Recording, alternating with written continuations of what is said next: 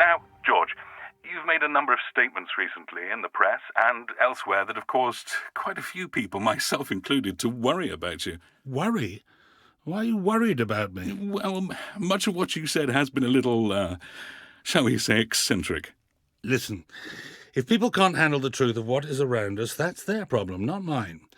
No one should worry about me. It's themselves they should worry about, and the world. We are choking this planet with pollution and committing violence upon one another, and the planet is unhappy. You see, the powers that be want us to think we are all separate, self-serving entities, and that's where most of the world's problems stem from. If people saw the truth, they would realize that we are all one, we're all interconnected. And this relates to your belief in reincarnation? Reincarnation is a part of it, yes. You see, it was only through meditation that I realized this is not the first life cycle that I have enjoyed.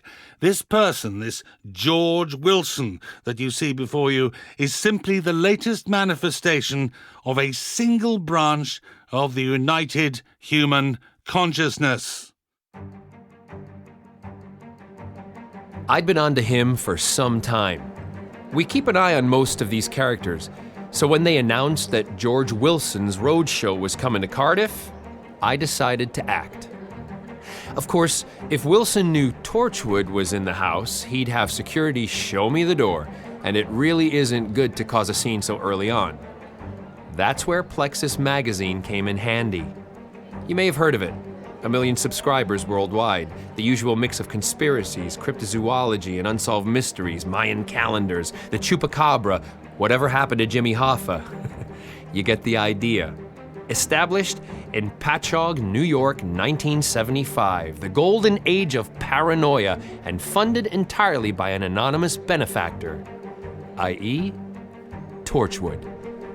Soon enough, I was the proud owner of a press pass and a complimentary ticket to the George Wilson experience. Of course, the only problem in a situation like that, you can't pick the person you're sitting next to. Do I know you? I'm sorry? You are really familiar. You on TV? No. Oh, I could swear I know you from somewhere. Oh, I'm Sam, by the way, Sam Hallett. I write a blog, Eye of Providence. You may have heard of it. I've got a YouTube channel. Sorry, can't say I have. I was lying. Like I say, we keep tabs on these people. Oh, I see. And what is it you do? I work for Plexus Magazine. Wow, really? Oh, you must know my mate, Zach. He makes videos for... I think it's starting. All right. Yeah. Shh. Ladies and gentlemen, prepare to open your eyes and expand your minds in the presence of the one, the only, George Wilson.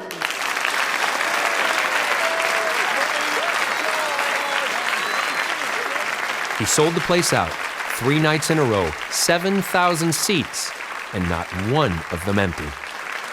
Thank you, Cardiff. Diolch yn fawr. Thank you. Wow. It really is great to be here.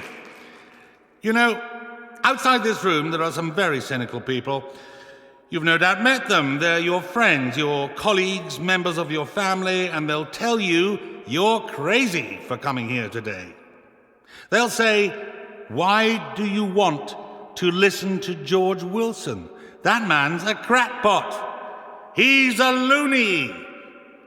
It took a lot of guts for you to come here, for you to stand up and be counted and say, I will no longer follow the herd. I will no longer be a compliant drone to the committee. So give yourselves a round of applause.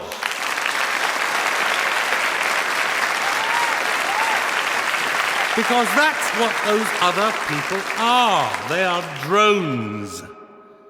You see, there are 3 types of person on this planet.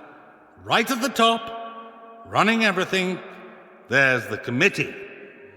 Then there are the enablers, the people who know what the committee is up to, but who help them achieve their goals out of personal greed. And then there are the drones, the ones who are clueless and blind.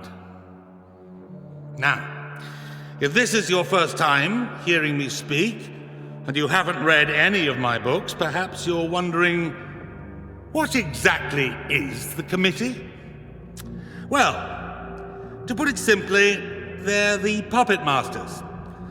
They're the ones running the show. They've been here throughout human history. Every war, every famine, every genocide, they have orchestrated. They look like you or me. In fact, every time you turn on the TV or open a newspaper, they are staring you in the face. But they are most definitely not human.